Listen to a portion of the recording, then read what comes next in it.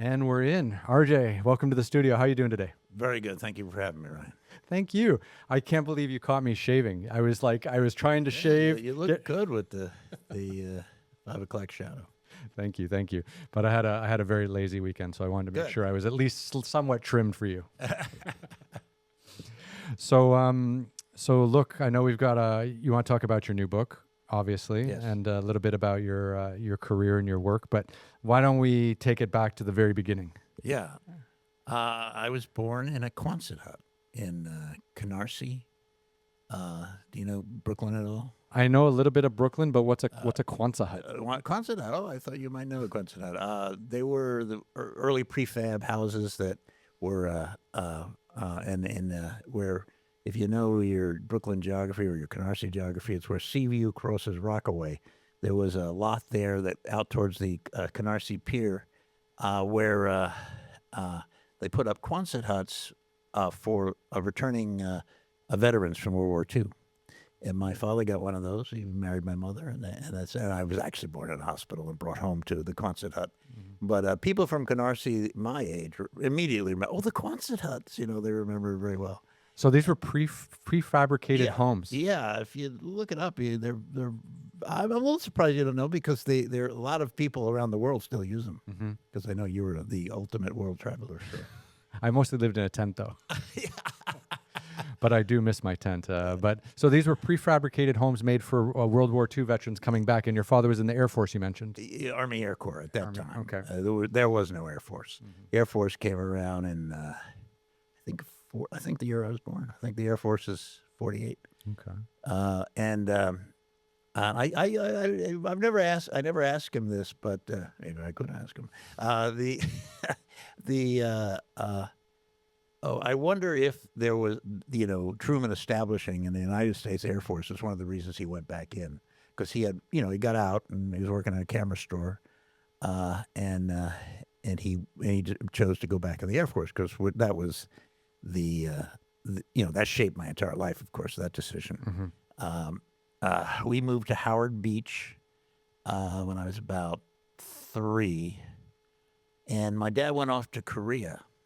That's right. He went off to Japan, because they were flying missions out of Japan. My dad was base supply, and I don't know if you know the hierarchy of the military, but he was a sergeant, not an officer, and the pilots were flying the missions, obviously, and they would come back to the bases in Japan. And so as I was coming of consciousness and stuff, my father wasn't there. And I don't know if do you know Frank O'Connor, the great Irish writer? I've heard of Frank O'Connor. He wrote a great story called My Oedipus Complex. Mm-hmm. And it was his father was away in war and then came home, and he was so jealous of the attention, that his mother was giving this guy that's coming into his house.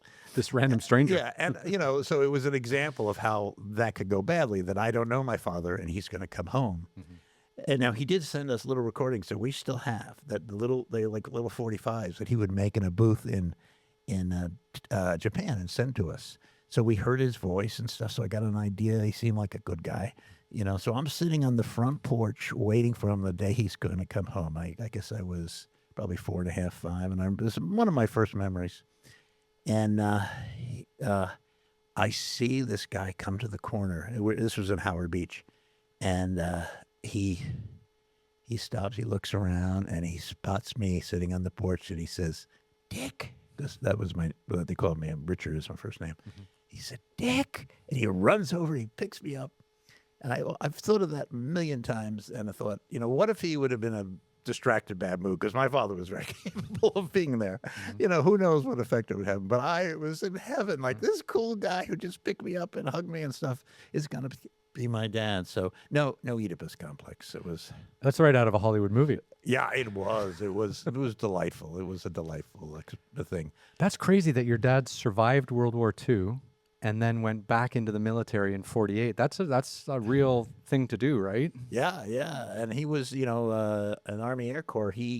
The trauma for him was when he was D-Day plus 6. I don't know if you know what that means. That's 6 days after the original D-Day. Mm-hmm. And his job was to him in the army.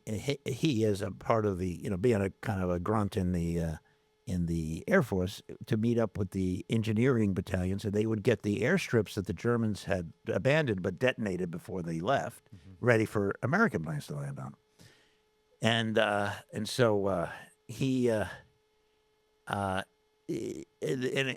very close to the pilots. My dad was just a very charming guy, and he I could imagine the pilots, and they let him bring his bicycle. One of them flew his bike over, to France so he could ride his bike around. And tells a great story about one of his bike rides. He stops to get his breath, and he hears German in the bushes. So he rode a little too far and had to rush back. But the trauma that he had is the pilots sometimes didn't come back, and they were father figures for him, and he found that disturbing. But I think he thrived in a way. He saw it as a way. He never finished high school, and he was a wonderfully imaginative guy. As a matter of fact, my love of storytelling came from my father for sure. He would love to tell me stories, and he knew that I loved the Mickey Mouse characters. So he'd weave stories with the Mickey and Goofy and stuff. And he knew I loved the Charlie Brown characters, the Peanuts characters. So he would weave the Charlie Brown and Schroeder and Lucy. And then he started mixing them, Goofy, And then Snoopy comes in and Goofy's chasing him. And so he would actually, when he'd go on a tour of duty and he'd be gone for a while, he would write me a letter telling a story in the letter. My mother, I'd come home, or I was pretty young. Maybe I wasn't going to school yet. My mom said, Ken sent a story for you. Ken sent a story for you. Wow. So That's amazing. That was kind of like the first way you really bonded with your father. Yeah. Well, that in movies, and with my mother, too. My mother was, keep in mind, these are different locales. We left Howard Beach when I was 5 or 6 and was stationed in Phoenix, Arizona. Luke Air Force Base, but he was assigned to recruiting, so we lived in Phoenix because he was a recruiter.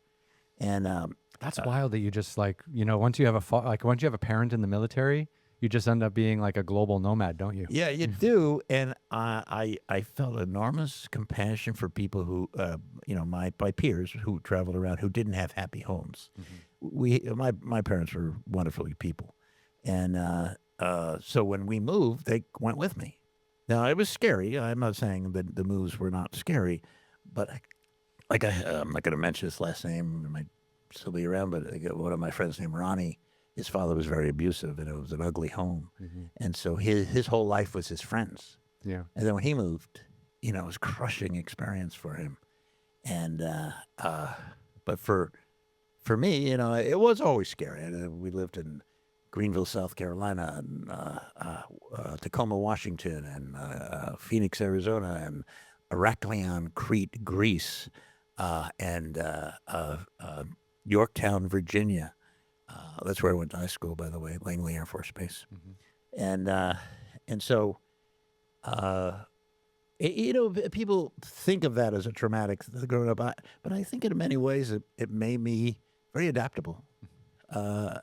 Where are we living now? Down in San Diego County. We've lived there for 22 years. That's the longest I've ever lived in any place anywhere close. The longest before that was a place we had in Los Feliz for 10 years. And then other than that, it was like 3 years here, 4 years here, So 22 years, but do you ever get itchy feet and you just feel like you want to move or something? No, because we live in heaven. We live in heaven. The first time we didn't get together, there was actually 2 false starts with you. Right. One was the fires. L.A. was burning. L.A. was on fire. And we were getting the same winds, not the fires. Down there in rural San Diego County, they kept turning the power off. My wife had just had surgery, so the idea that I was going to abandon her and drive into the fires, it seemed like, you're in Rome and say, let's go down to Pompeii. I hear the Vesuvius is fun. And it's like there was just, it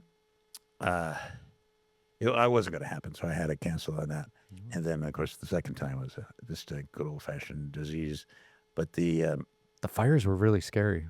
Oh, they must have been. We have 7 grandchildren living around six living around the L.A. area, in and around Los Angeles, and 2 of the adult ones, in their early 20s, who had actually gotten married, and in a venue in Pacific Palisades, which I'm pretty sure probably burnt down. Yeah. They had to flee their home.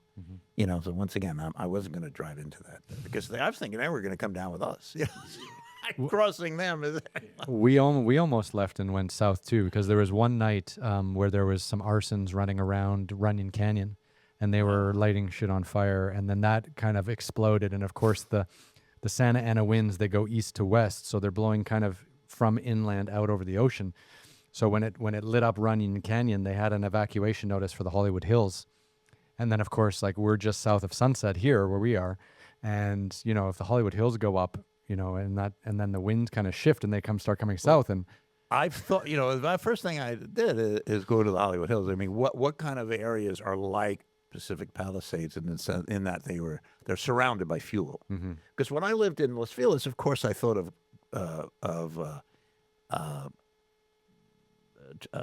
what is the famous park? I'm going blank on. I don't know what the famous park. Okay, there's a huge park. I'm new to the LA area. Across the way. And I thought, a wall of flame coming out of that. We were only about 2 blocks away. That could get us. But behind us was city streets for miles. And, they have a few trees and stuff, but they don't have that fuel that's just going to get that huge wall of flame going. And we have that down in San Diego County. So we are thinking of selling our property and moving in because just too dangerous. California is just, it's just a tinderbox. It really is. Like, I go hiking all the time out in Topanga, just north of LA, like just kind of on the coast where the mountains are. I go out there every weekend just hiking for a couple hours. And every time I go out there, like, I go out with a couple friends, and every time we're just like, man, this is a tinderbox just waiting to explode. Like, everything's so fucking dry.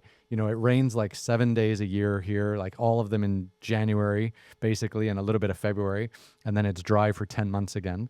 And it's just terrifying. Yeah, it was Griffith Park. I was trying to think. Okay, yeah. That was where we were 2 blocks from Griffith Park. So if that went on fire, we would have been threatened where we were. But from behind us or to either side of us, there was nothing that was going to come to get us in Los Feliz. But down where we are, one thing good about where we are is we have 65 acres, and some of it is wide open. Awesome. So that is the places where they're not going to the fire engines could stop to fight the fire. Matter of fact, they did once in 2012. They were on our property fighting the fire. Oh, wow. So that doesn't, they're not there to save our specific home. There's a bigger thing, but just that you have the room to fight the fire where the engines can park and they can set up their water thing. And we also have a supply of water that they can tap into. So. Yeah. It's I have a friend of mine. His name is David Buto. He's a well-known photographer, and he was out in the Palisades covering the fire as it was happening. And he came on the podcast a couple of weeks ago, and we went through all his photos and stuff like that. And it's heartbreaking, like just charred cars, homes that have been completely destroyed. And then some people broke through the police barricade, and there were some thieves and some people looting, but then there was other people just wandering around their homes in a complete daze. And he was with these people, photographing them and chatting with them. And the stories were just horrifying. And a couple people I had on the podcast, they lost their homes because they lived there was a beautiful little trailer park in the Pacific Palisades right on the PHC. And I have 3 podcast guests that were all in the entertainment industry who were living there, retired, right by the ocean, loving their life, all gone, just completely wiped out. They managed to get out alive.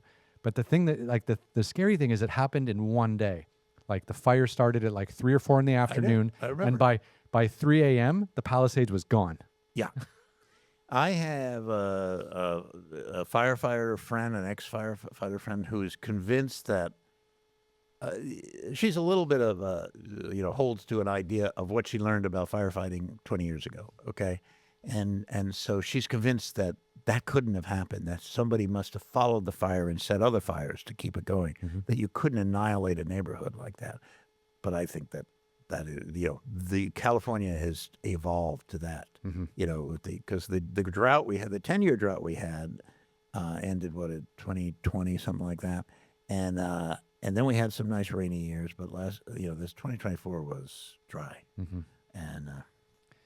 And then right after the fires, we had 3 days of rain, and then they had mudslides all in Malibu and stuff like that. Just that was crazy too. That's something we'll take any time. Where I live, we'll take mudslides. Well, this studio is underground, so I'm just hiding in this like little bunker in like West Hollywood. Really? It's pretty. We feel pretty safe here because we're just Wow, far that's enough great. away. Yeah, no, I agree that you Yeah. should feel safe here. I mean, as safe as, of course, I did a little photo thing with my grandchildren out to Pacific Palisades because they live in one of the beach communities, and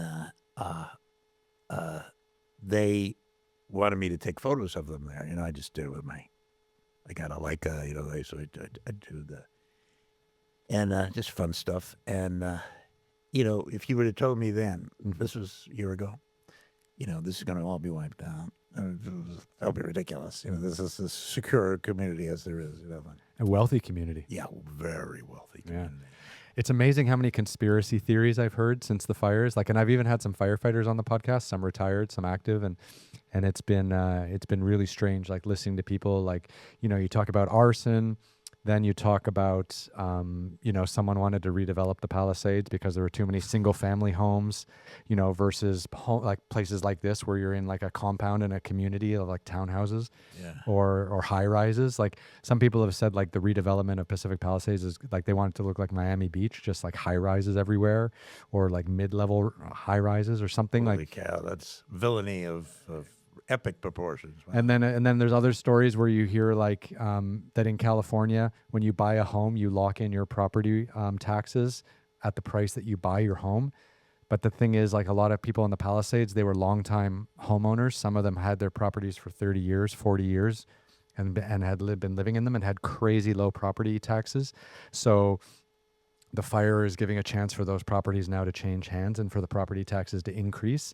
And so now they'll get more property tax out of the Palisades. The conspiracy theories are endless, and I just don't know what to believe, but I'm just here repeating things I'm hearing. Our home was very much threatened by that 2012 fire. I think the fires are pretty authentic. I don't need to go much farther than that. No, but I mean, like arson's a real problem. Like you could see that is. I'm yeah. It is scary. But your wife recovered from her surgery? She's going to have some radiation treatment, and we have some adventures ahead. But everybody's very optimistic. Okay, so. That's good. Very, very good. So I've been married for 52 years. Oh, fuck! Congratulations! That's no joke. It's been wonderful. We just every day we tell each other, like how lucky we are to have found each other and spent, we say things like this to each other, every day. I thank God that I get to enjoy you another day, and we both have had health scares. So, we've had enough to think about, the alternative. And so, just really very happy.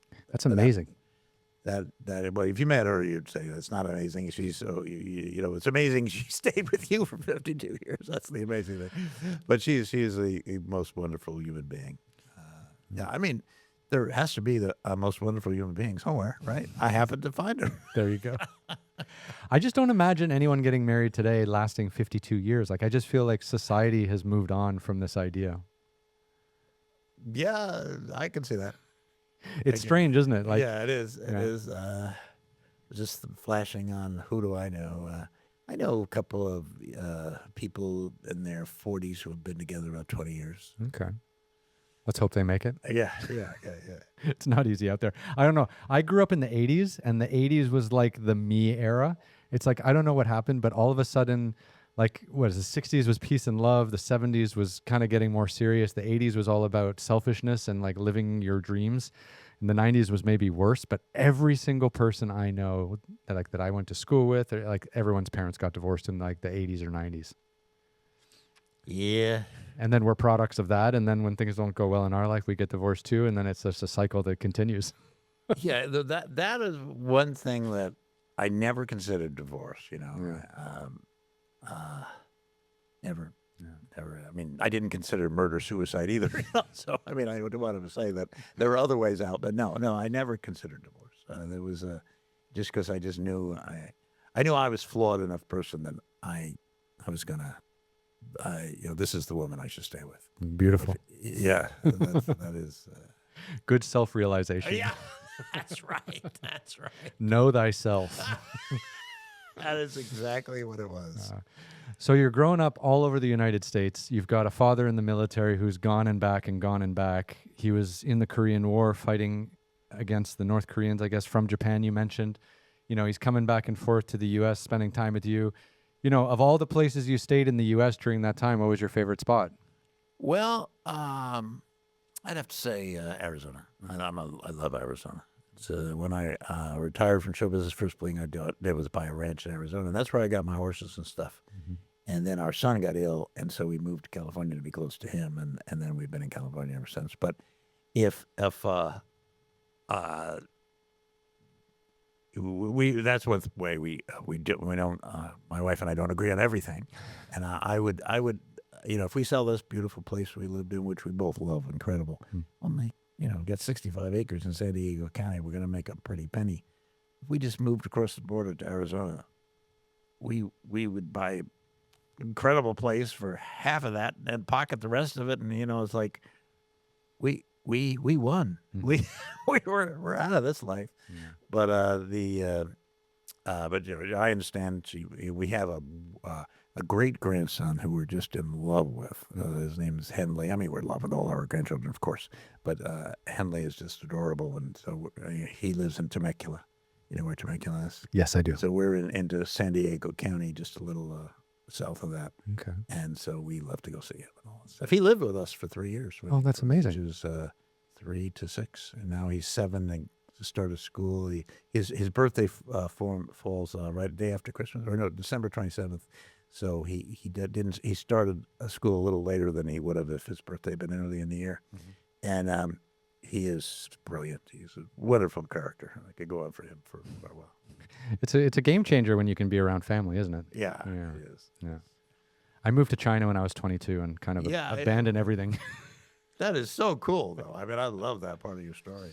It's a wild one, I just felt like really disconnected from everything. So I just felt like I needed to go someplace else to like figure out who I was and what was going on. And that ended up being the place to be.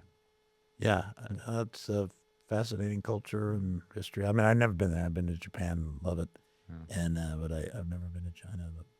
I wanted to go to Taiwan at one point. We were close to going to Taiwan. Something came up and we didn't. But our own travels, we've traveled quite a bit. We were in Russia in 1996 for 6 weeks. And I'm telling you, it was fascinating because they weren't used to tourists. This was a new thing. There was a family we bonded with, and we were walking along the street, a Russian family, and the lady, one of the young women who spoke some English, pointed to we were walking by a cafe, and she said, "That's new." And she said, "Oh," I said to my wife, "God," she says, "that's a new cafe." She says, No. Eating outside in the open is new, because you never would do that when the KGB was around." Makes sense. We took I'm really into Russian literature, and I wanted to go see Turgenev's house down in a place called Oriel, and we told the guy who was arranging everything for us that whatever we wanted to do, and he said, "You really, Oriel?" And he set it up for us. We got on the train, went down. People had no idea how to deal with us. They first of all, they assumed we were German. They all came up speaking German because it was a big battle around that there during World War II. So some Germans come and visit because that's where they lost a relative or something. And other than that, nobody was visiting it, and it was fascinating. And when we finally got to Turgenev's estate, the guy that took us around, you know who Turgenev is, the great Russian writer, wrote the Fathers and Sons and other great works of literature. And the guy that was taking us around was fascinated with us, because we're supposed to be fascinated with this, but she had some English and she was asking us questions. So, do you know about the women in Russia? My wife and I went out one day, tried to find a woman under 40 who wasn't attractive.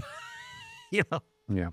And it's unfair to say over 40. It's not that they suddenly get ugly, but I mean, they start having, the aging issues, but it was crazy. I mean, if single men, I recommend, hopefully we make peace and, because I know people have gotten mail order brides from Russia. I mean, that's an old term, but you know what I mean when I say that, and I totally get that.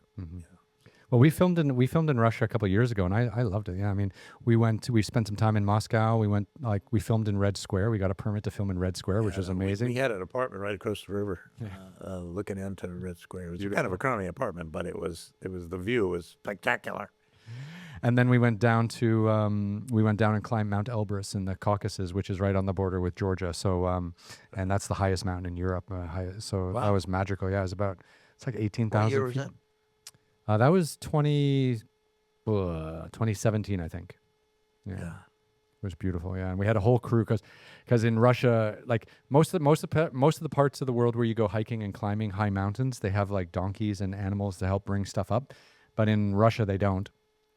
So we had to put together like this crew of like, I think we had like 14 Russian like men with us who had various levels of expertise in climbing, and they were porters. So we were this group of like 20, 15 or so Russians, and then my crew and I, and we all just climbed Elbrus together, and it was just like the most beautiful kind of 10 days of hanging out with these guys and learning about their lives and various levels of English. And of course, this was well before the war and all the craziness that's kind of happened since then. But it was a beautiful we time. love Russia. We just loved Russia, and we love Russians. So it's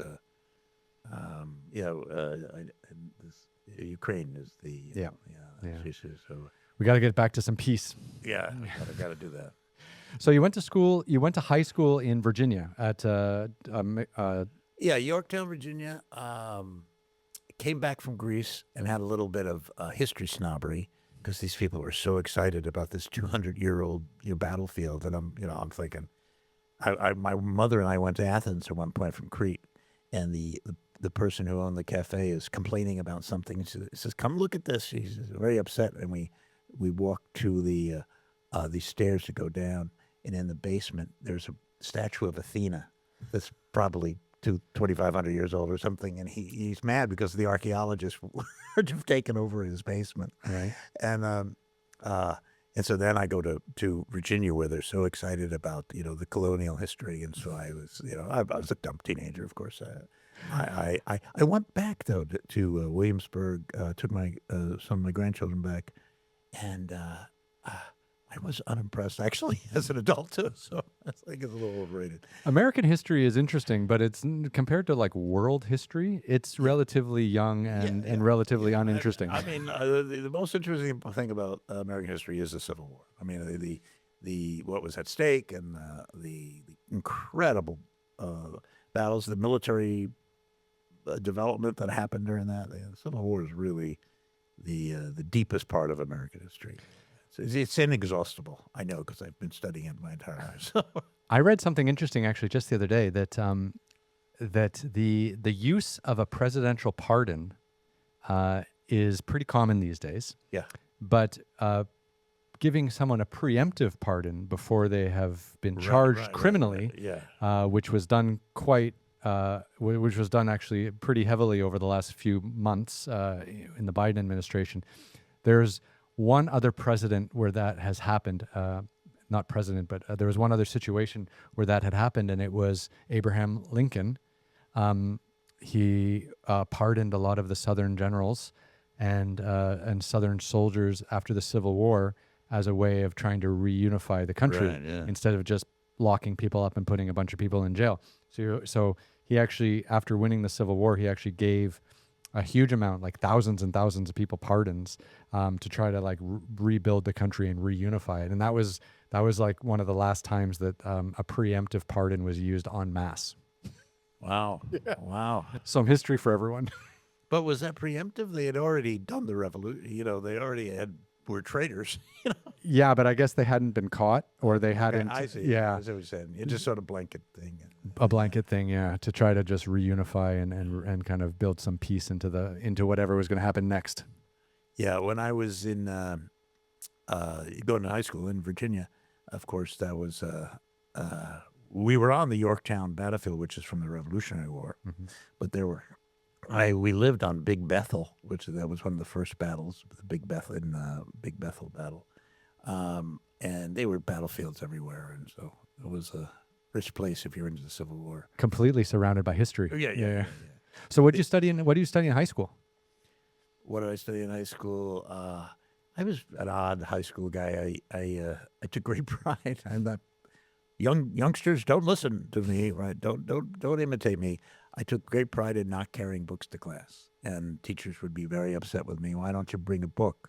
He says, because I can do it without a book. I absorb it, and I would get B's and stuff, and without taking books to class, and the basics things. I was certainly history was my favorite, without a doubt, and also drama class. I enjoyed drama class. I was a ham, and I remember, I didn't understand anything about. I was a stupid teenager, so I didn't know anything.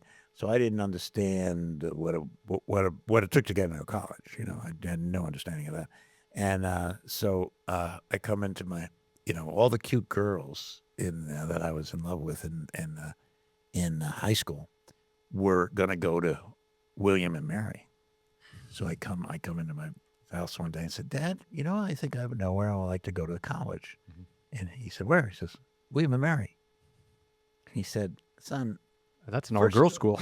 No, that's not. But he said, son, first of all, that's a private school we could never afford. I'm a sergeant in the Air Force. Okay, we couldn't afford it. But even if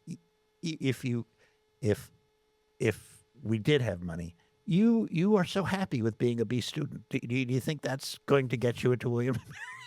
Not a chance. So then I started dealing with reality that when we were stationed in Arizona for a long time, he had chosen to be an Arizona resident. Military people who move around a lot can choose the state of residency. Oh, can they? Yeah, Okay. Absolutely. And so he had chosen Arizona. We were still residents of Arizona, even though we were living in Greece and Virginia and stuff. And that gives you a tax break if you go to the University of Arizona or something. Arizona State. That's where I went. So, so he said, that's where you're going. And you go in Arizona State rather than U of A because we know people in Phoenix who you can stay with. Oh. When I realized what was at stake, I was pretty accepting of it. I kept trying to switch. I got into I was into the Old West here. No, that's another historical area. I'm really into the Old West, and so Arizona's full of great stuff, isn't it? And it's great. Yeah. And the place that at that time that was publishing a lot of the Old West accounts, and Pat Garrett's memoir and John Wesley Hardin's autobiography, was the University of Oklahoma. So I said, Dad, what if I went to the University of Oklahoma? Because I guess in my mind, state universities were cheaper or something. He said, Right. No, we're not residents of Oklahoma. We're residents of Arizona. Anyway, that's how it went. I love, I think my favorite Western movie ever was, and people might get really upset at me for saying this, but I loved 310 to Yuma with Christian Bale. The hotel I'm staying in room 310. And people think I'm insane because I'm walking down the 310 to Yuma. I'm going back to Glen Ford. You see, that's what I'm talking about. And Frankie Lane singing on the 310 to Yuma. Yeah. That was a great film, one of my favorites. Yeah, it was great, yeah. But now Taylor Sheridan's blowing up all the great Westerns. He's doing all this stuff in Montana and Wyoming with Yellowstone and 1923 and 1886 and all this stuff. And that's like the real hard West. I love that. I love his stuff. I mean, that desire to explore and settle unsettled lands and this whole feeling and dealing with the Native American people who obviously were there first and all the chaos and confusion and dealing with like who owns what is just amazing. Yeah, he's deeply into that. Yeah. So what was Arizona State like? I kind of carried on my high school discipline in a way. But you were at university. It's fun. Now I'm chasing hippie girls, right? So I mean, I never met a hippie girl I didn't fall in love with, and so this series of rejections from hippie girls. Although I did have some relationships, and that's when my student deferment ran out because you don't have it forever. They expect you to finish college in 4 or 5 years. My 6th year, they let me know that you're in the lottery, buddy.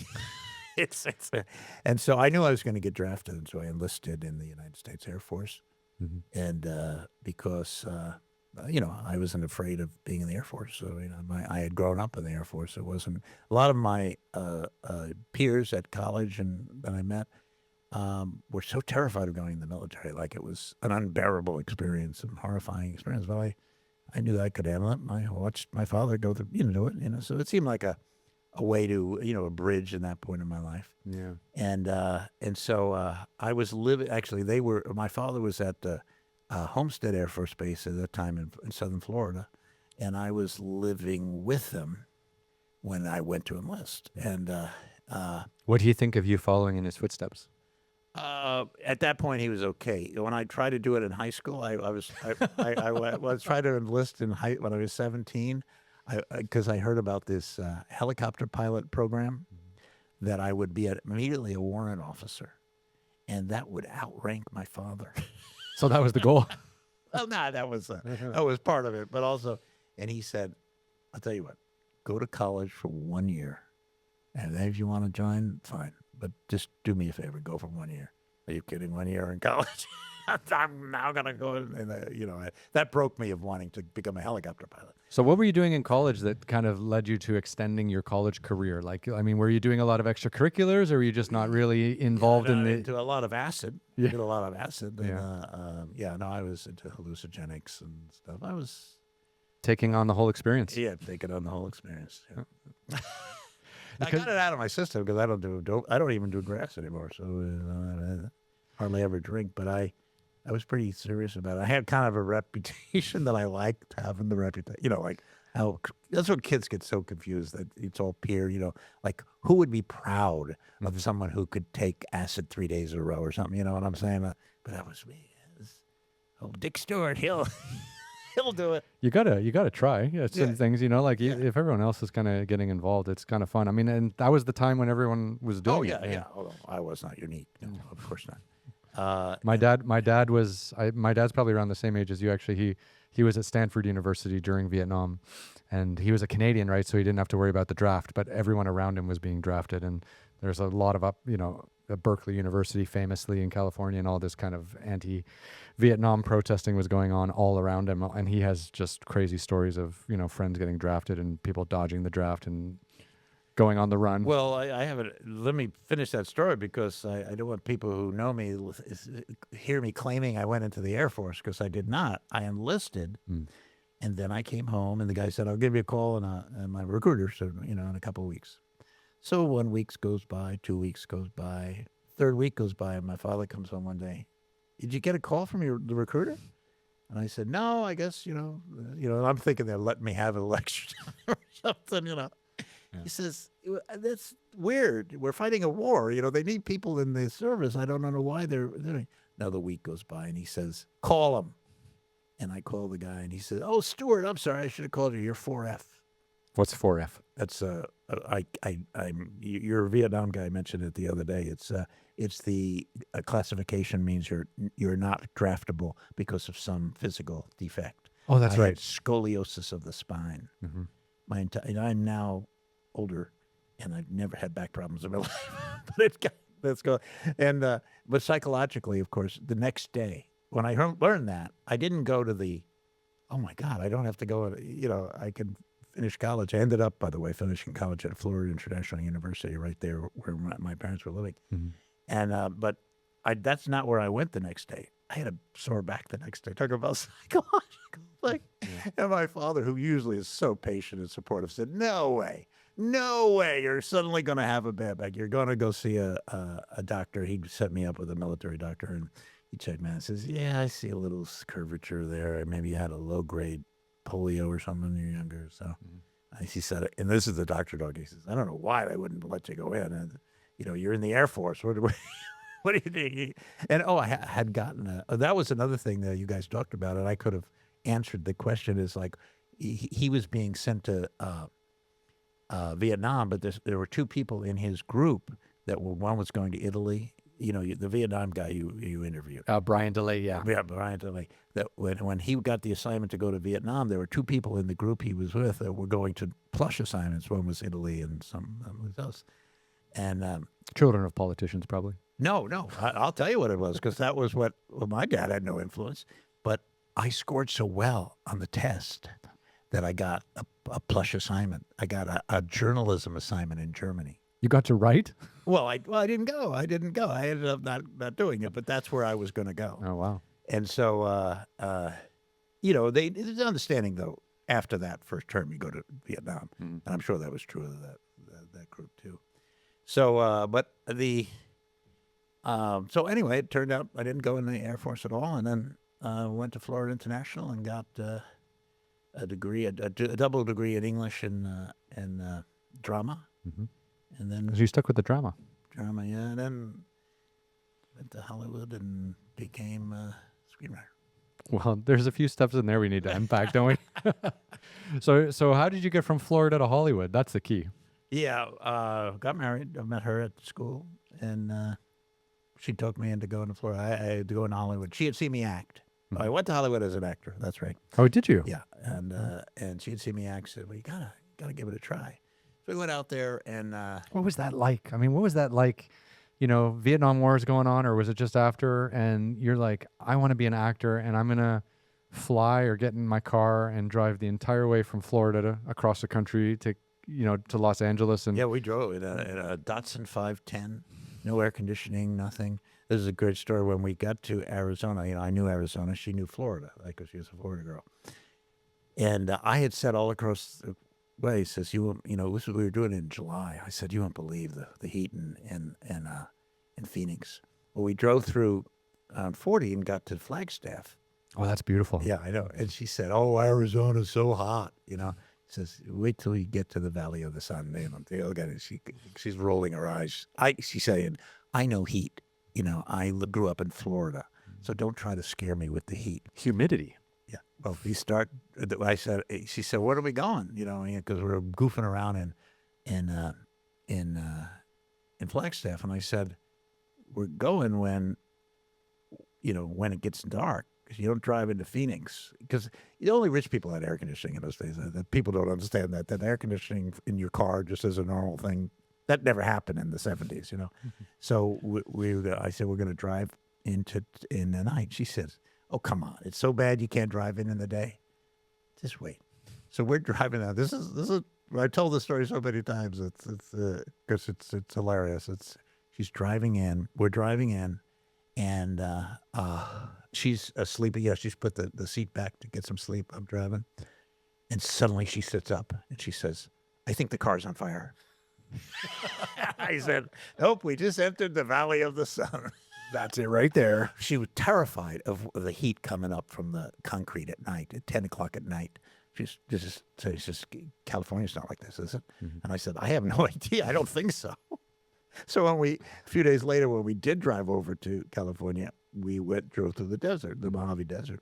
And she says, this isn't what LA is it? And once again, I said, I don't think so, but, it's closer to the ocean. Of course, when we got into LA, it was, it was like the high 80s, low 90s, and like, woo, because 120 degrees, and when we were at night in Phoenix that first night, it was 90 at night, but the heat coming up from the concrete made it feel like 100. It's wild how the ground or the concrete stores the heat from the day and then releases it in the evening. It's wild. Yeah, my dad lives out in Palm Springs. So I go out to see him quite often. And I actually lived in Dubai for a couple of years, mostly during COVID.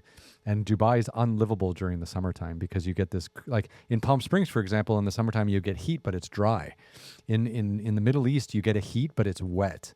And it's really humid and just disgusting. And it's like when you walk outside and you try to breathe, it's awful. Like it's just... Well, I heard you say one of your things that you rode a bike through India.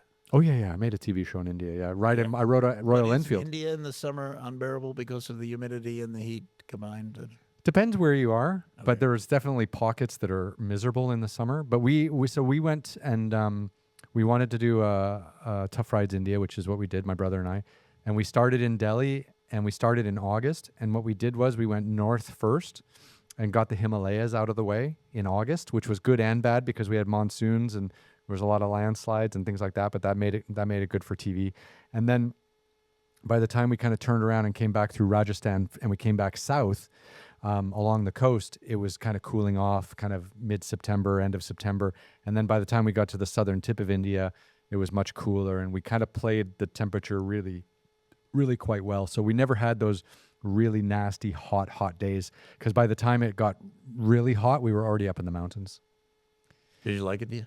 I love India. Yeah, I really do. It would seem like that's a wonderful place. I would love to do that, but we've got some European places we still want to go to. Yeah.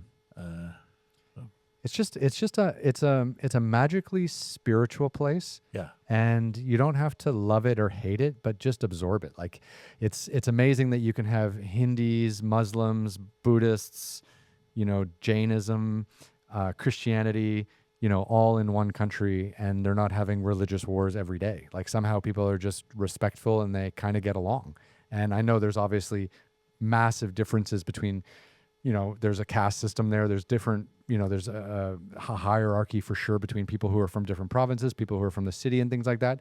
But as a visitor on a motorcycle, it was quite lovely just to kind of sit back on the bike and ride around. Now, the traffic is terrible. The road quality is very difficult. You feel like you might get killed every day. That was real. That made it very stressful. I spent some time in Bali. That was that was extraordinary. Yeah, the and I drove in Portugal. Portugal is bizarre. Is it? Yeah. It's Spain and Portugal are the highest death rates in Europe as far as car accidents go. That's wild, isn't Although it? Crete, where I used to live, was very competitive, I'm sure. What was it like living in Greece for a couple of years? It was wonderful. I mean, I came of age, started dosing women when I was there, 12, 13, 14. That was the ages I was there. And Greek women just, magnificent. Yeah, you're living on the beach every day. That's right. That is right. Talk about taking something for granted. Mm-hmm. Like the first summer, I was like, wow, we get to go to the beach every day. And coming from Arizona, Well, actually, we had been in Tacoma, Washington just before we went there. But the going down to the thing, there was this one part of the year where the waves would be, Mediterranean can be a rough sea, the place where we would dress and get shower and stuff, it was kind of a solid brick building. I could see the waves were coming in and engulfing hitting the thing. I said, let's go down there and be in there while the waves are coming in. That doesn't sound safe. I'm an idiot. Okay, so we went down, and my idea was if our backs are against the wall facing the ocean, the water's just going to smash us and press us against the back. First wave, it was obviously way too powerful for us. We were terrified, ran out, got on our bikes. And one of the kids left his bike too close, so I think he lost his bike. But we ran out. We retreated pretty quickly. But, I had this whole imagination of just, weathering it out and it being an exciting moment for us. It's scary, though, because if that wave hits you and then your head hits that concrete, you're done and then you drown, right? Like it's... Yeah. Oh, yeah. It was a very dangerous thing. It was a 12-year-old thing to do. Yeah. And there was another 12-year-old thing. And see, it was an air station, not an air base. What's the difference is there were no planes landing there. So what were they doing? They were spying on the Ruskies. From Greece? Yeah. Okay. My dad got full security clearance, even though he was base supply still. He's always worked at base supply, except for that recruiting assignment in Phoenix. But they had a compound which was, who knows what they did in there, but it was something to do with satellites or something. Or U-2 planes flying over Russia or something. Something they were doing that. And somebody in the Boy, it was actually one of the leaders of the Boy Scout troop that suggested it. We go on a snipe hunt. You know what a snipe hunt is? No, I don't know what a snipe hunt A is. snipe hunt is, I don't know if it's a real bird or not, but it's telling stupid Boy Scouts that we're going to go out and catch a bird called a snipe. It might actually be a real bird, but it was just a practical joke. There was no way. And so we kept moving closer to the compound, right, in our snipe hunt at night. And we, I was one of the first ones to notice that this compound, which we never see any action around because people go into the compound, and suddenly is populated by people holding rifles, and they're coming out. They thought we like had landed on the beach where some Russians were going to attack it. So that was a big controversy, and that was another stupid thing. That wasn't my fault, though. I wasn't the ringleader on that one. Yeah, so what the wonderful thing about Greece was Greek mythology. I became fascinated with that. We lived down the street. Do you know? You've been to Crete? I have not been to. You I have know, not been to but Greece at about all. the Minoan culture, the Minoan culture was predated the classical Greek culture, and we the house we had in Heraklion was right down the street from the Palace of Knossos, which is or I've heard it pronounced different ways, Palace of Knossos or Knossos, and we could walk to the Palace of Knossos. Nikos Kantazakis was a great Greek writer. He wrote Zober the Greek, among other classics. And he had a plaque on a Venetian wall right down the street from us. So we were just submerged in Greek culture, and I found it fascinating. And the first paratrooper invasion was the Germans invading Crete, and so there were all kinds of books about that battle. So I wanted to go to the different battlefields and stuff. And it was a wonderful experience for me. The only cultural thing I had a problem with, I wasn't wild about Greek food at the time. Now I love Greek food, but at the time I wasn't. So I love to go to the base and get a hamburger and stuff, So, but other than that, and when we first got there, it was a little bit of a culture shock, but got used to it. Like I said, Greek girls, a big movie star at that time in Greece was Irene Pappas. Do you know her? No, I'm not familiar. Was magnificent. She just died. She lived to be 97 or something. Oh wow! And she was on every bus. Her picture was on every bus stop and buses and stuff. And she was in a movie called Guns of Navarone, which was a big hit movie at the time. Alistair McLean. I was into that writer, Alistair McLean, reading him all the time. That's when I started writing short stories. I was trying to imitate Alistair McLean, so I was 14 years old writing these stories and being inspired by Greece. Being inspired by Greece. Yeah, that's amazing. That's where the writing kind of started. Its little kind of the tinder started catching. That's right. That's right. I just loved it. Yeah.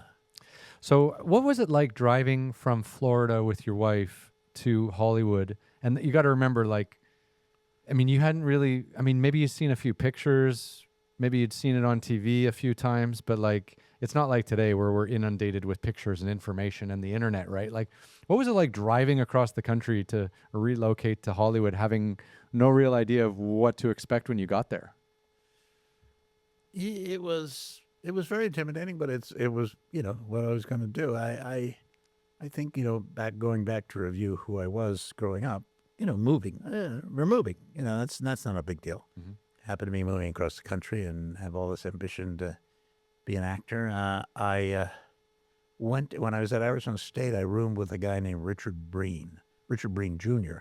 Richard Breen Sr., his father, had won the Academy Award for the original Titanic, Robert Wagner 1950s movie. Okay, he had written it, so I also did a famous rewrite on Sunset Boulevard. So he was a very well respected writer. And his son went to college with me, and so he was there. He was writing for a show called Mannix. Do you remember? I remember Mannix. Yeah. He was writing for that. Columbo at one point he wrote for, and so when we got there, you had a friend. We had a friend, and I got of it. I thought I expected more from him. He basically came to the motel we were staying at and got drunk with me, and then we didn't see him for months.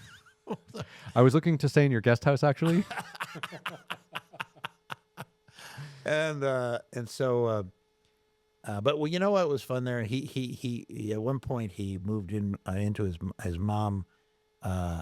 I think moved to Newport or something like that. But he moved into to the house in Sherman Oaks, and so he would invite us over, and that was fun. Yeah. Well, it's good you had a friend here at least. Someone and he would rave about me being a great actor. So this is the best young actor I've ever known. So he didn't know a lot of celebrities, but we went to Julie London. Remember Julie London? I've heard of Julie London. Yeah. Bobby Troop. They were together in a show called Emergency, 911, I think. And I could be getting that name of that series wrong, but the was about paramedics, and Bobby and Julie played a nurse and thing. But Bobby Troop wrote Route 66. That's what he's. Oh, that most- famous movie, song, yeah. yeah. The famous song. Oh, the famous song, sorry. Yeah, Route 66, which Nat King Cole recorded, and Perry Como and many other people. And so I remember meeting them and being introduced by Richard. Like, this is the greatest young actor. It's good to have someone pump you up. Yeah, that's right. And then I did some plays and got some attention, and but I didn't get work, and acting. When you're rejected with acting, you're right in the room while you're being rejected, Which is awesome. Yeah.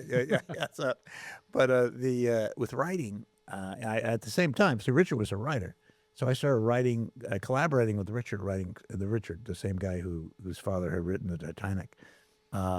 He was a writer, so we started collaborating together. And at a certain point, I decided, you know what, I think I should do this, and I went off and started writing my own scripts. And the first one I'm sorry, I forgot to keep on. I was a teamster for used to deliver right around here, where you live right here. And by the way, that road out there with the great parking, how'd you get that? Did you find a spot? Oh yeah, it was great. Yeah. But I was pessimistic because I know this area so well. But I worked at a printing company, and we basically had three. We were in teamsters. We had a GMC bobtail. We had a step van and and Hondas, little Hondas. So if we had to deliver artwork concerning the thing, or go to the studio to pick up artwork or something, we were in the Hondas. But if we had boxes of stuff, we would take the step van. But if we had skids, we'd take, you'd take the truck. And I did that for 9 years before I got anything. And it was there that I went from actor to writer. And what I wrote, the script I wrote, was a script about a guy who wants to be a writer who's driving a truck around L.A. And it got me a whole bunch of work. It got me on Remington Steele. Oh, really? Yeah. And Glenn Caron read it and said, and so that's where I began. I started working. I went on there as a story editor. Mm-hmm. And Remington Steele? I remember Remington Steele with Pierce Bond. Brosnan. Yeah. Pierce Brosnan was so cool. He's Irish, and my wife is very Irish, and they hit it off. And he's still so cool. He still is so cool. There was a poll the other day. I saw of how many people want him to come back as an older Bond, just to play it again, like like a retired Bond in his, like what's a retired Bond in his 70s? Because he still is so good looking. He's still so fit. Like we'd love to see him back in that role. Yeah. He's a good actor. Great. Too. Yeah. And he because they didn't have I was a low-ranking guy I just got hired for a first job. I was hired out of the truck. Bob Butler, who was co-creator of the series, used to come by and I'd be wearing work boots or Red Wings or something. He'd say, "You can take the driver out of the truck, but you can't take the truck out of the driver." And so they didn't have a office for me where they. It was I don't know if you remember the studio, Myron Moore Studio. No. Called MTM. It was out on Radford, which is CBS. I don't know what it is now, but it used to be the CBS studio. After it was MTM Studio, and they had. This is good. I knew I had the job there while I was still delivering, and I thought of giving a notice and stuff. And I said, "What, am I crazy? I've been here for 9 years trying to break in, and I have a job starting Monday. I ain't giving notice, right?" So you did both jobs. No, I just called on over the weekend. Said, "Jerry," that was the dispatcher. I'm starting at MTM Monday, and as a writer on a show called Remington Steele. It hadn't even aired yet, so he didn't know what I was talking about. He said, "I thought you were going to be furious," and he said, "That's so cool." So there was no problem. In this town, everyone's ready for anyone to get fired, for anyone to be fired at any time because they're like they got a big break, right? Yeah, right. I say. So, and you know what? I that Friday, he didn't know it. The Friday, I asked, "Hey, do you have any runs to MTM?" Because deliveries. Mm-hmm. Because I thought it'd be so cool if I could deliver on a Friday and then be working there as story editor on Monday. But he didn't have anything, so I couldn't make that story come true. But So back a second, just your transition from wanting to be an actor to wanting to be a writer. I've talked to a few other people who have gone through a similar thing, and I just wanted to break this down a little bit with you.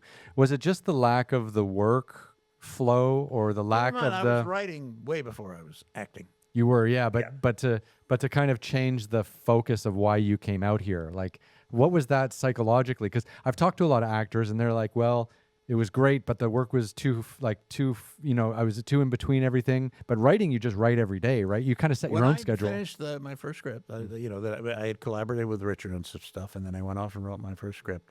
People just loved it, and just like, wow, this is good. And I got an agent right away. Instant feedback. Yeah, instant feedback. Like, I never got that as an actor, So there wasn't any, Hamlet thing like, do I want to be a crummy actor or a really good writer? Just follow the immediate attention. Yeah. So yeah. So I don't remember that being a terrible conflict. So anyway, I got the job on Remington, and I was going to tell you about Pierce. Is that I was watching him blow up. Keep in mind, no one knew who Pierce was. I know he had a couple of small parts in movies, and I was watching it as when I went out originally, they showed me. They'd already hired me, right? And I come out and they want to show me this series, right? So I'm sitting there and I watch it, and then they said, "What do you think? Be honest, be honest." Now I was young and thought they actually wanted me to be honest. They probably wanted me to just say it's magnificent, but it was pretty good. I was very impressed. But I did have one caveat. I said, "I think you got to write more for that guy who's playing Remington." Because you remember the original concept was Laura Holt, played by Stephanie Zimbalist, wonderful actress, wonderful person, by the way, is running a detective agency, but because of prejudice against hiring a female private eye, she's not getting enough work. So she hires this empty suit to pretend he's the detective who runs everything. And that first season, it was written for a lot of comedy. Glenn Caron did some fantastic scripts that were just hilarious, and playing up the fraud that is Remington Steele.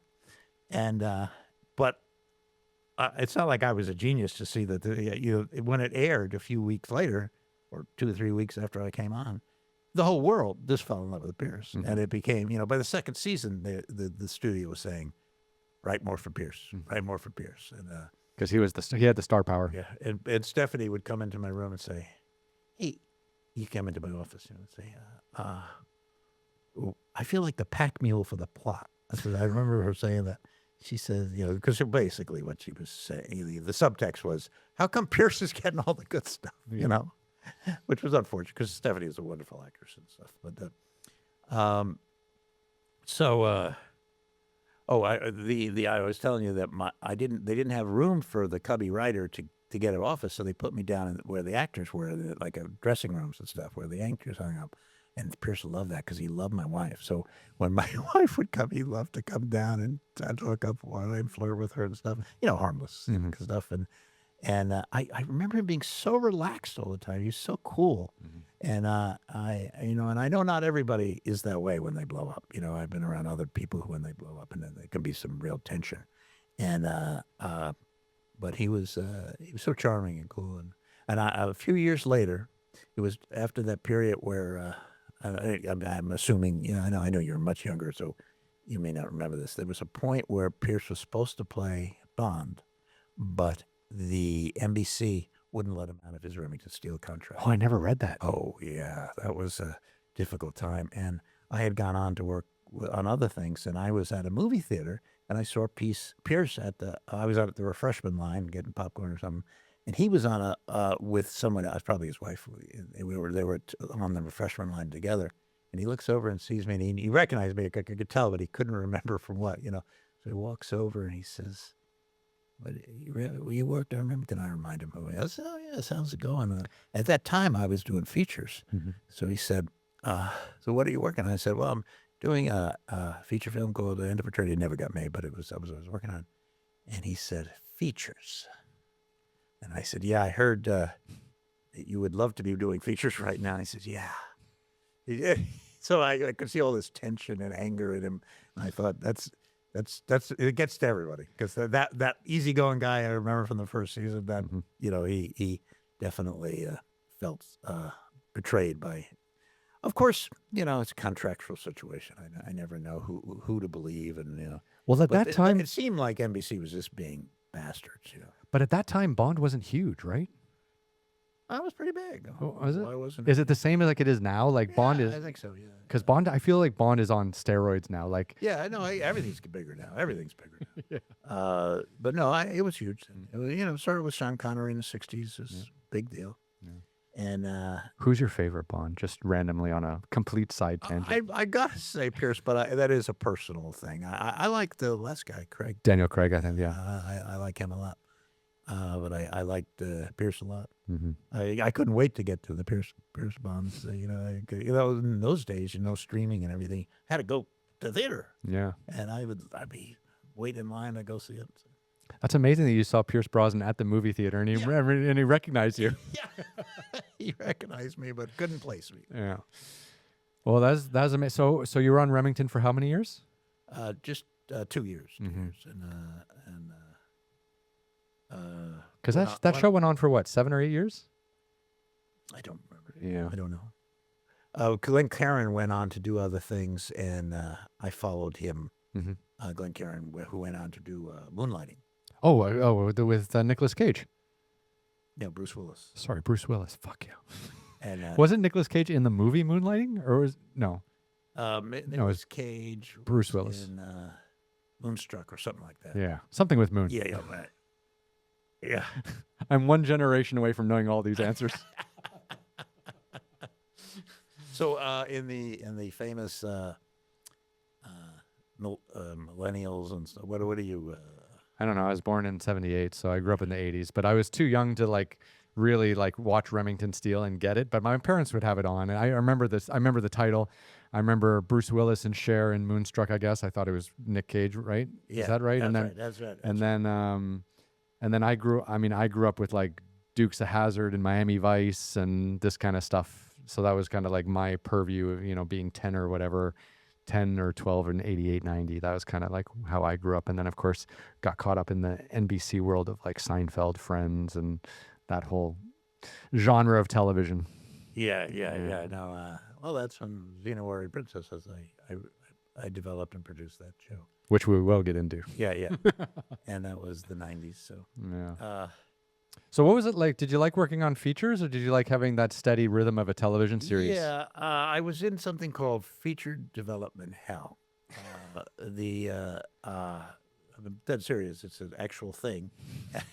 And, it's an actual prison I would cell. Develop a script for 6 months. It wouldn't get made.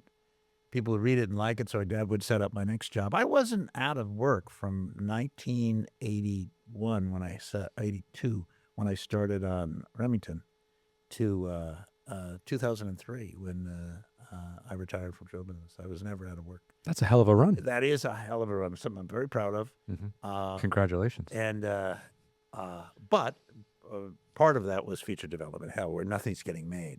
Mm-hmm. And see the difference in television and movies. And this is in answer to your question. For me, I think I prefer television because of two things.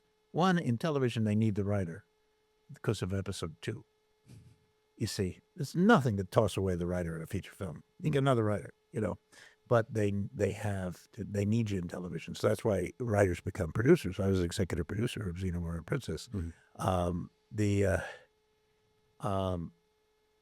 So that's one thing. You have much more creative control. You have much more literal control as a producer. Mm-hmm. And casting and editing and although I didn't do any editing on Remington, but on Xena, but as an executive producer, you could do a lot of that. Just about anything you wanted to do, mm-hmm. and whatever creative thing you wanted to tackle. So in that way, I think television is a very good opportunity for writers mm-hmm. in that way. Now in movies, though, see the whole thing with being a writer in Hollywood, what's your goal? Your goal is for a director or a production team to take the script away from you and make a movie. That's what you want to be done. You can't hold on to it. I mean, what is sitting on your bookshelf? So that's not going to do any good. So you aspire to that. Well, with television, you could go along with it. You say you can be part of producing it. Where in movies, the writer is very expendable. And they just hand it off, and then you're pretty much done with it. Yeah. And, well, they actually had to pass some kind of Writers Guild thing, and one of the strikes was that to get the writers to be allowed to come on the set once or twice. Right? You think so? You'd think that there would be way better communication and contact with the writer on a feature film, because you think like, well, they always have some writer. They're bringing another writer. Like a creative difference on a TV series. They know they have to listen to you because they need you to write the scripts for the show. They can't just say, no, we're doing it this way. I think that's what makes television better. Yeah, it could be. Yeah. But in features, there was one pretty big feature film I was working on, and big star and stuff, and the director and the star. I worked with the star for a while, and then I went and worked with the director. The director and the star had different visions. I was quote unquote, but he definitely wanted to go with the star's vision, and I understood that. The director told me, I don't want a villain in the script, because the thing that I was working on with the star was definitely had a villain in at the coming and at the end of the first act, 3-act structure. And I would call the producer and say, the guy doesn't want to have a villain. This is an adventure film. This isn't like an art film or something. He says, no, they'll be fighting nature and stuff, and it's symbolic and all this stuff. And the producer said, you tell him I produced this and this and this, and we need a villain, And so I'd go back and say, we need a villain. And, but I said to the producer, I'm stuck between these two heavyweights. I don't know how much I'm going to get done. Terrible place to be. Yeah, yeah. And so I left the film, because the director just did not like what I was doing, and, that I wanted a villain in it. And when the movie came out, it had a villain though. So I don't know. It went back and forth a few more times. Yeah, I don't know what battles were fought after I left, but that's what they can do. You see, they can just toss the writer because they can get another writer. Because once the movie's done, they don't need the writer anymore. But in the television, they do. Mm-hmm. That's why I would say, television. If I was doing the career all over again, I would have focused more on television early on, because I held on to that feature thing for that feature development hell thing. I should have been saying right then, get me into television. Yeah. Because it's the same studios making the movies that make the TV. Right. Yeah. Right. And the writers go back and forth all the time. Yeah. I don't think you could have made so for example, my favorite TV show that's ever been made, when we look at just everything that a TV show should be, is Game of Thrones, right? Like, I love Game of Thrones, but it's only because, the guys who created it were involved in every aspect of the entire production. Yeah. They started off writing it, and then they got writers, and then, I think one of them even directed an episode or whatever. And then they were hands-on producers for 12 years, 8 seasons or whatever it was, however long they had to film that. And I just love the fact that the people who create it stay with it and still guide it along that journey of making sure, like, the beats are being hit, the writers are happy, just instead of just being like, oh, there's my script, see you later, off to the next one. Like, because you pour your heart and soul into this stuff, and then to just hand it over and walk away must be just insanity. It's and features, you develop an acceptance, a stoic. It's like, it's getting made. A script I wrote is getting made. That's wonderful. And then you just say, bye. See you opening night. If you get invited. They definitely invite you, but Yeah. Sometimes you meet people like, oh, you wrote the first script. Here's script 18, the version, the 17 versions you missed. So how did Xena Warrior Princess come about? So you're in development hell. You're doing movies. Yeah. Nothing's getting made, but you're being paid, right? Yeah. Oh yeah, I'm making a living. That's why I said I wasn't unemployed. I mean, I was picking up a paycheck. Well, I haven't thought. How did that happen? I had my TV agent, Bob Goomer, who had been very patient as I was going off onto these feature things. Right. He. I can't remember how it was written. Oh, I know. So I had a meet and greet at Renaissance. That's the company that made the thing with Rob Tapert, who had a hit series on right then called Hercules. I remember Hercules, yeah. Yeah, and well, Lucy played Xena, who was a villain on Hercules. Lucy Lawless. Lucy Lawless played Xena, who was a villain on Hercules. And then they had a side tangent, yeah. Yeah, and so I got a call, and I hit it off well with Rob that day, and David Icke and Liz Friedman, who were his executives. And so I got a call from Bob. Bob Goomer is my great agent, fabulous agent. I owe so much to him. And he said that I'm going to send you a tape of this person, Lucy Lawless, playing this part on it was unedited. It was like raw footage. And I saw it right away. She was cool. I assumed she was a martial artist. That's how convincing she was in this stuff I watched. And this was at a time when women did not translate into action roles that much. Like we were kind of simultaneous with Buffy. Buffy was a totally different thing, but still, that was another action woman. But yeah, they were the action female heroes on television had been kind of. I don't want to put down an earlier generation, but I mean Wonder Woman and Charlie's Angels.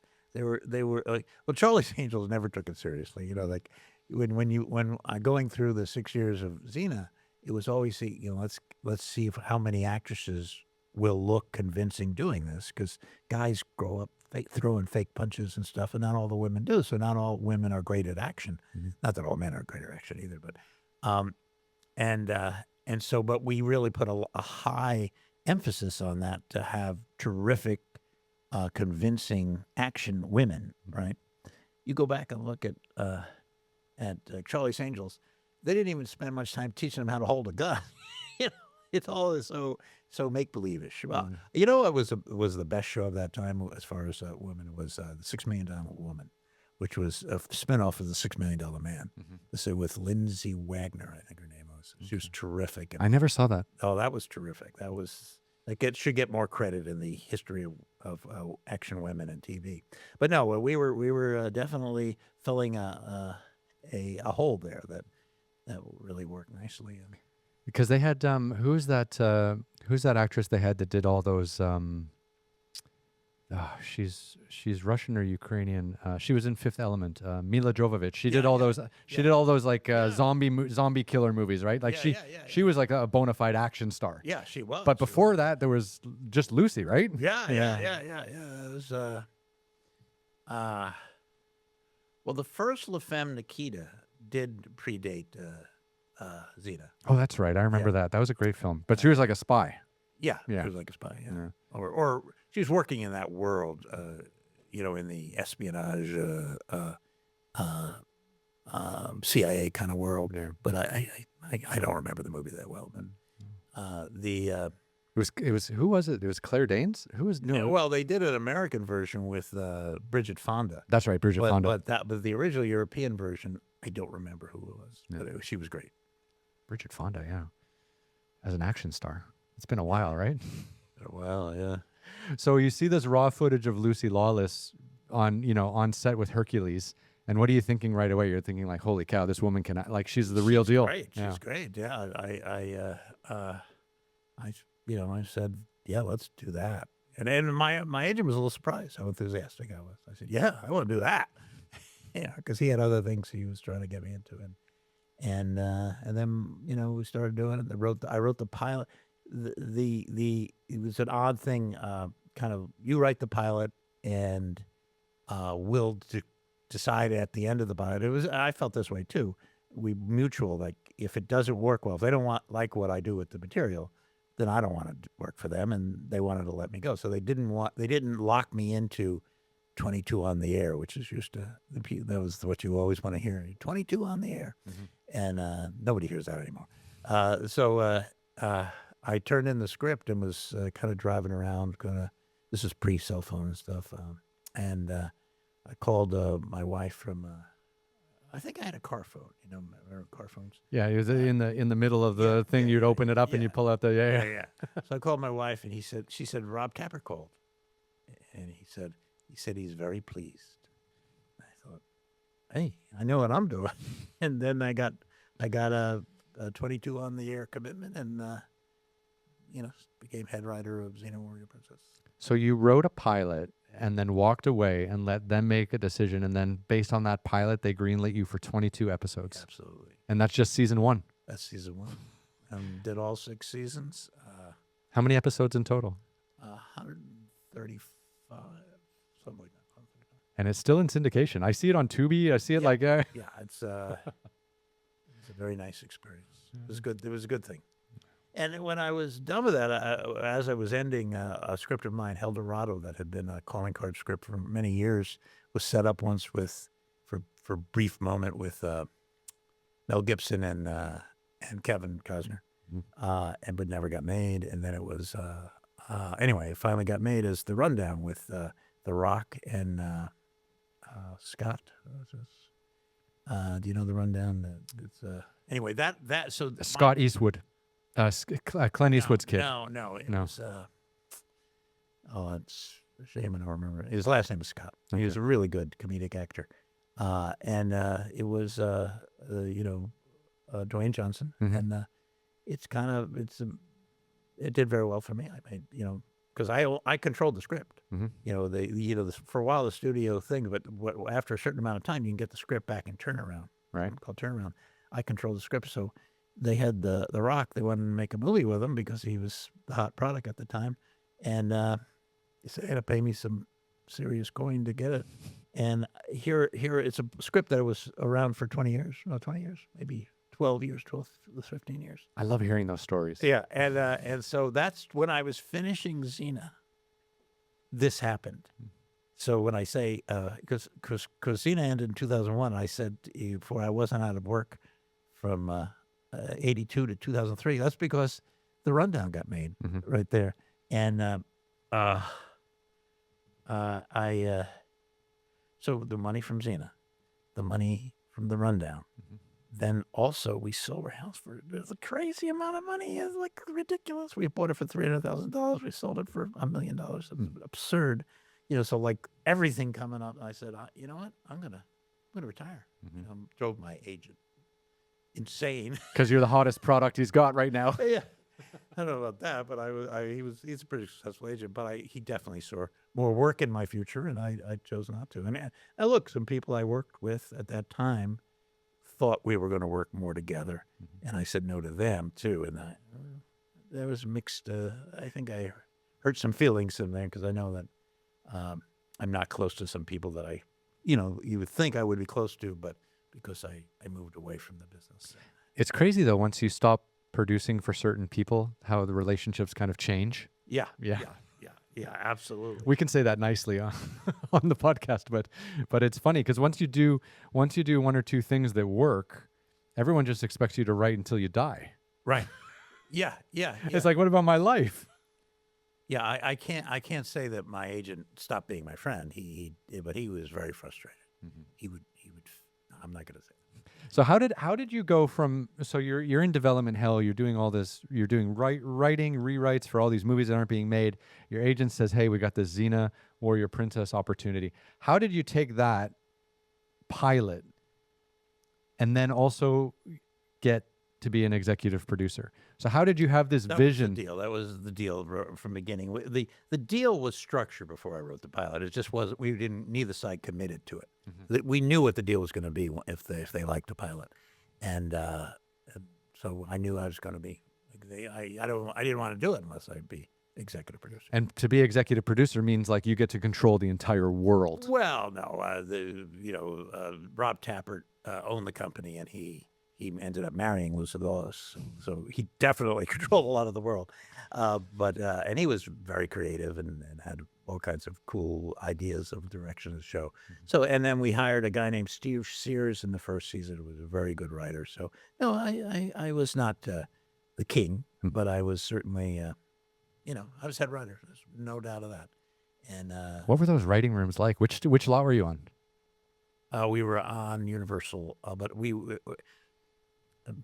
coming full circle, we were actually, our offices were on Radford, which is right across the street from the old MTM studio where I started on Remington Steele. With the work boots.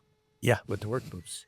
And that's where we were for the whole run, actually. I think maybe for a brief time we were on Universal, but they found us these offices over there in Radford.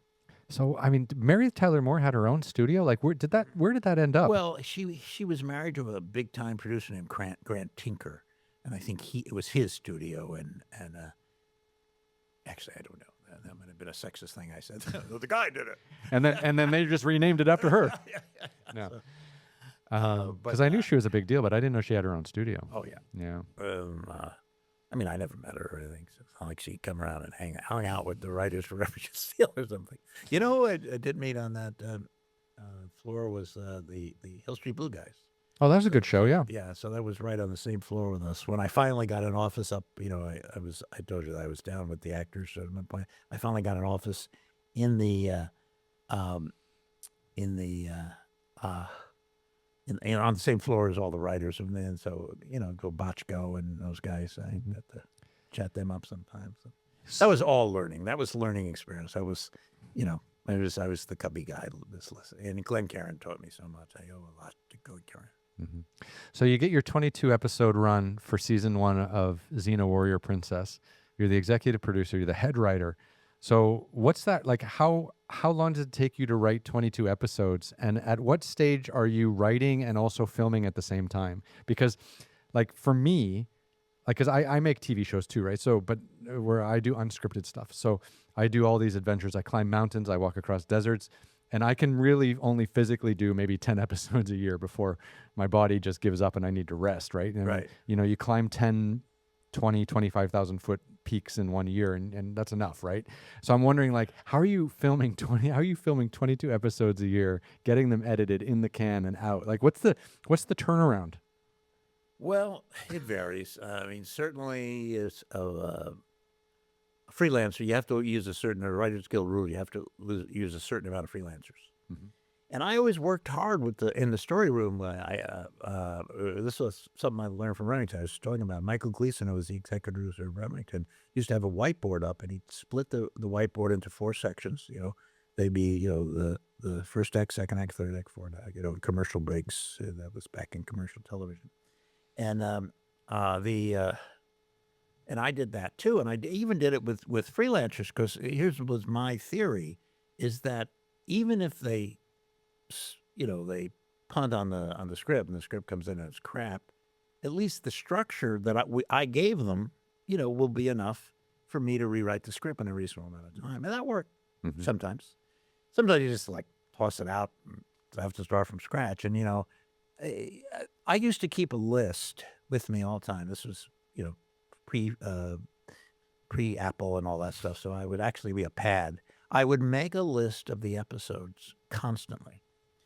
5 times a week I would do that list, because it would change constantly. And I'd come up with other ideas. I'd pitch it to Rob. We'd talk about, what we want to put there. I always want to write everything. I wanted to write every episode, but David Kelly, he actually writes everything. I don't know how he does that. But I needed Steve Sears and other people, Chris Mannheim and stuff, to actually come through occasionally on the scripts, because if I was rewriting everything all the time, it would have broke me. Mm-hmm. But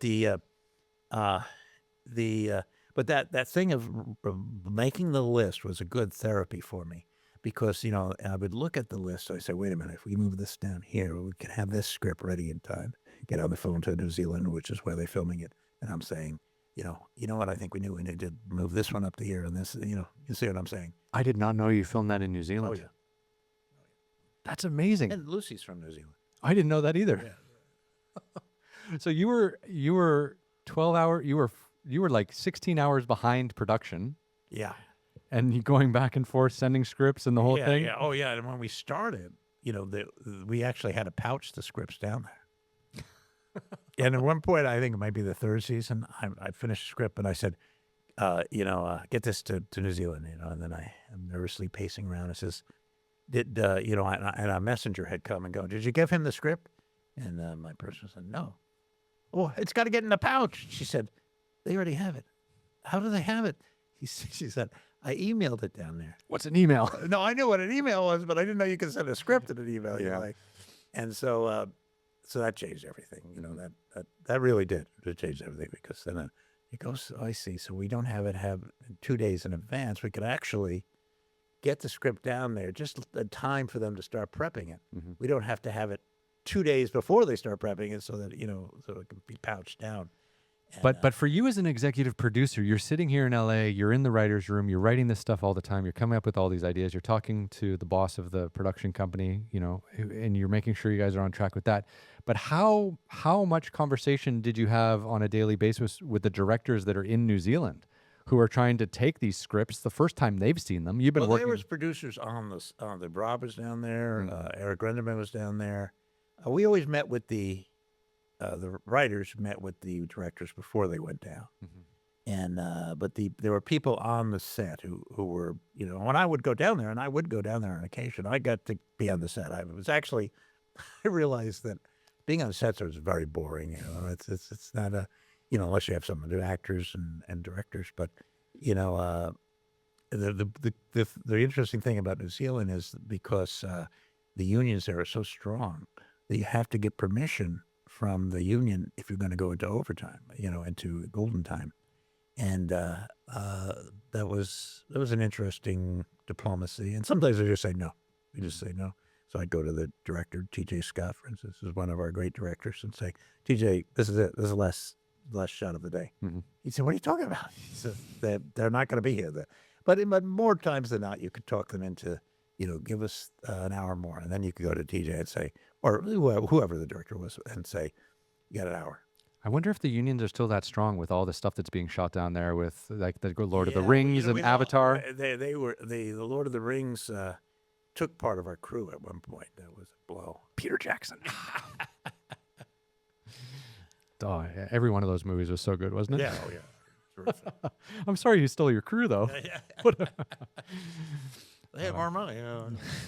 Yeah. So 6 years of Xena and then one last movie with The Rock, one last hurrah, and then you called it quits in 2003. Yeah.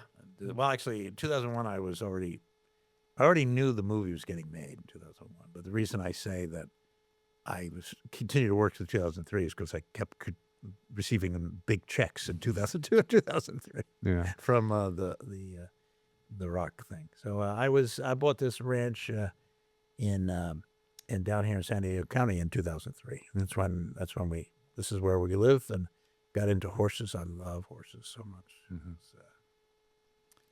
That's beautiful. They say equine therapy is very, very special, actually. Like horses can really relax you and put you at peace and all this kind of stuff, especially when you have a hectic job. Yeah. It was. I'd put thousands of hours on my main horse, Danny, and it was just a wonderful experience. Mm-hmm. Miss him a lot. Yeah. Miss him a lot. So why the book? Why now? Why are you coming back with reopening this? Let's talk about what is the book exactly, because I know a little bit about it, but let's tell the audience. Yeah, it's called Crazy Hawk. It's a post-apocalyptic thriller. It's the main character is a woman named Deirdre, her sister has been kidnapped, and she's on the trail of the men who, when the book opens, she's on the trail of the men who kidnapped her sister, which is bad news for those men because she's a very serious woman with serious intent. And my horse, Danny. The book is dedicated to Danny, my horse, and my guy lost his right eye when I'd had him for about 12 years. He lost his right eye, and through a disease and stuff. And the opening line of the book is her horse had one eye, and it's really one of the major themes is the relationship that Deirdre has with this horse, Danny.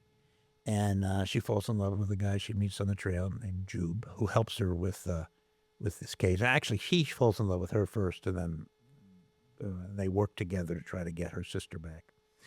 And what the fun thing about doing post-apocalyptic things is that you get to create a new world, a world that collapsed, a world after the catastrophe, after the apocalypse. Mm-hmm.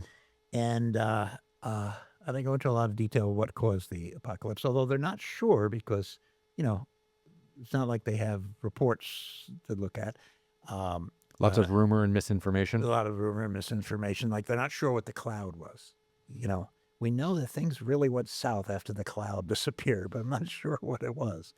And she's fascinated with what it was. And one of the themes of the book is every ruin she comes on, she finds paper and books, and she's trying to figure out what the world was before the apocalypse.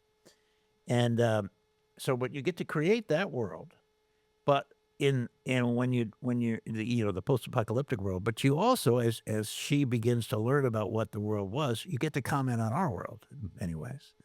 And she has one take on our world, and then the villains have a take on our world, and so that's an important element of it. And another thing is my wife and I went through some horrible losses in our lives. In 2009, our son Chris passed away of cancer, and in 2018, our daughter Lori passed away, and from cancer. And Terribly sorry to hear that. I appreciate that. And we never could have got through it, or I could not have gotten through it. My wife has other ways she dealt with it. Without an interior life, without having a strong interior life. Teresa of Avila, a Catholic mystic, calls it the interior castle, self-fortification. And that's one of the themes of the book, is that Deirdre, that her tribe believes an interior life is very essential to surviving, to resilience. And that is how I got through that, and through spirituality, through philosophy, through psychology, and I believe it's something that society does not do enough today. And people are so affected by the outside world and don't have an interior life strong enough to withstand the slings and arrows. So. Yeah, there's a lot of what's going on in the world that deeply affects people because they haven't built up their castle, right? Like I think that's a big issue, and that's why we get so triggered by the news, and that's why social media is so easily invading into people's lives and psyches and stuff like that. So I absolutely agree with that sentiment. The French philosopher, moralist Chamfort, French Revolution, right around there. He said it perfectly, and I suggest I say in the book that the Hussars, that's her tribe, have this over the door of the library. Mm-hmm. It's a quote from Chamfort: "Happiness is very difficult to find in yourself, and impossible to find anywhere else." And that's why yourself, you have to take care of what's inside. You have to really work on it. And, it's not always easy. I'm not saying I'm, somehow magically now, I have a strong interior castle, so I have to work on it all the time, constantly. And I could have depressions. I can, so I'm not in any way suggesting I'm, a Buddha or something, but I have I do believe that's the key to sanity, happiness, fulfillment, is to have a strong interior life. Yeah, I think that's we've talked a little bit about loss and things like that, and I've had some podcasts with people who have also had loss, and they really do talk about just finding love in yourself before you can love other people, finding peace and calm in yourself before you can share that with other people. Like you have to take care of yourself before you can give anything to the world, really. And there's so many people who kind of are so affected by the world and so giving and things like that they forget to take care of themselves, and then they end up falling apart at some stage. So it really does ring true. You gotta. I think that interior castle imagery is great. I love that. Yeah, it's well played. So what? And that's an important part of the book. Her interior castle. She goes through lots of hardships. She's very resilient. and she constantly is the tribe she's in. Each person is assigned because there's limited books that they comes into the vehicles of the world. There's no printing presses around anymore, so they. By the way, I do say that some technology exists because it always cracks me up when the post-apocalyptic thing where all the technology has disappeared. So well, the person she meets on the trail who she ends up falling in love with has revived photography, and so but there is nobody's printing books at the time. So whatever books that came into the tribe are put into a library there, and they call it the Wisdom Library. And each hussar, that's her tribe, is assigned a wisdom book as a child, and they have to really absorb it. So of course it really is meditations. And on the trail, I have a scene where she finds a copy of Epictetus's. Epictetus, he's a Stoic philosopher, and she finds a copy of his work. The cover's been ripped off and stuff, but still she could tell this is her thing, and she tries to barter for it. But the guy knows that she's a hussar, and he knows she'll pay a lot for it, so they negotiate and stuff. And when she brings it back, that improves her tribal cred, because she brought a wisdom book back. And so I have her wisdom book be a fictional one that, in other words, it was written in 2042, 100 years before the apocalypse. And so she it's a compendium of martial arts wisdom, like Confucianism and Buddhism and the samurai warriors and the Chinese wisdom. And so I thought that was cool because then I could whenever she needed to look into her interior castle, she could lean on one of those great classics. Mm-hmm. That's wild. So, I mean, what made you retire in 2003 and then want to write a book? Yeah, that's a good question. Just I think the writing thing was still in me. Mm-hmm. Also, too, we just talked about what it is, and movies and television, a wonderful career, a wonderful place to work, glamorous and stuff, pays very well. And but what your goal is to have other people take your work and make it. Even in television, we talked about a writer has more control, but there's still directors and actors who are going to interpret your work. And the novel, you can truly do the novel yourself. From start to finish. From start to finish. Yeah. And several of the reviews have commented on how they couldn't, that's very impressive for a first novel. And so I'm very happy with how it turned out. Do you wish you got into the novel game a little earlier? No. No? My life went pretty well. Yeah. You didn't wish you came to Hollywood and wrote the novel first? Well, I guess that could have been a way to go, but yeah, because now I was writing when I started working at Remington, I was actually writing a mystery novel, and then I don't even know where that is now. It's I wonder what that would look like, actually. Yeah, I found some of the short stories I wrote when I was 14. Oh, did you? Yeah. And from Greece. From Greece. Yeah. And not anything I was going to put out there. Seemed like a 14-year-old wrote it. Go figure.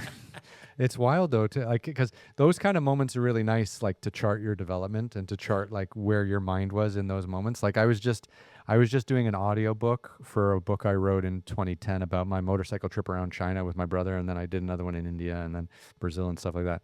And I was just doing the audiobook for it over the holidays because I had some free time and I neglected it for many years. And it was funny just to like think about where my head was in 2010, like when I was doing that trip and what I was connected to, what I wasn't connected to, what mattered to me, what didn't. And it was funny because it was like I wrote it but it wasn't the person I know today, right? It was like reading a stranger's thoughts, right? I love that ability of like going back and revisiting those materials. Yeah, that I did find something I wrote in I'd say the 70s. So I was an adult, and it wasn't anything I could do anything with. But that was more interesting. That was like wow, I had some things going on there. But speaking of audiobooks, I was listening before I came here. Some chapters were sent to me. I have a this wonderful reader named Katie Hagelman is doing the audiobook. So it's going to come out in March. That's wonderful. So has the whole kind of process been what you wanted it to be? Because like, you're in a unique position where you've had a successful career as a screenwriter and a television writer and a feature film writer, and now you're trying this novel on for size. And it's, was the process what you wanted it to be? Did you get what you wanted out of it? Yeah. Yeah. I it took a while. I started it before our daughter's illness or diagnosis, and so I didn't work on it then. And then I came back to it, and it was really, that crazy plague we had with the COVID nonsense. Yeah. That made me finish it. Like I said, what am I doing? I have this novel I began before Lori got ill, and now I'll finish it now. That was interesting to jump back those years and see what I had done, and I liked a lot of what I read, so I said, I'm going to finish this. So. And what was it like writing for yourself for the first time? It was fun. Yeah. I found it scary in the sense like I don't know how people are going to appreciate it, but the reaction's been really well. Because it must have been the first thing you've written maybe ever where you didn't have to worry about an actor thinking about it in a certain way or a director not being able to interpret it. Like you just wrote this for you. That's right. Yeah. That's right. Pure freedom. Absolutely. Every theme I want, I could come up with a theme. It's going to be in the book. Yeah. Didn't have to pitch it to anybody. Incredible freedom. Yeah. Yeah. Well, the structure of your life seems to be that you have a lot of freedom in what you do. I took big risks early when it was easy to take risks, and some of them paid off, and it was fun, and it led to a lot of other things that was great. But if I didn't kind of search for that discomfort early, I wouldn't have been able to do it 10 years afterwards. So it was really a chance. I had a very unique position in my life where I found myself at 22 years old with no debt, no wife, no kids, no job, no nothing. And then I thought, well, I've got like $1,500 in the bank somehow, after working in the summers. And I just thought, where do I see myself in this world? And it wasn't in Toronto, Canada, which is where I was born and where I grew up. So the goal was really to find myself and find the place where I saw myself. And then I ended up traveling all around China and ended up kind of honing in on Shanghai. And that's where I stayed for 18 years. That is spectacular. It was a funny moment of. You speak very good Chinese, I take it. No, terrible. I was passable. I could get around. I had a wife at the time who was Chinese. Who was a Chinese national actually, but her English was great. So we actually didn't speak Chinese at home. But it was really that risk that I took really came out of like depression. So I played basketball all through my life, and my father was an Olympic athlete, so sports was in my life at an early stage, maybe a little bit like your father in storytelling. We didn't sit around and read books or things like that, but we trained and ran and lifted weights and stuff like that. But so I played basketball all through college, Division I, and then I wasn't good enough to play professional. And then it was like all of a sudden my entire identity, everything I was in my whole life was like gone.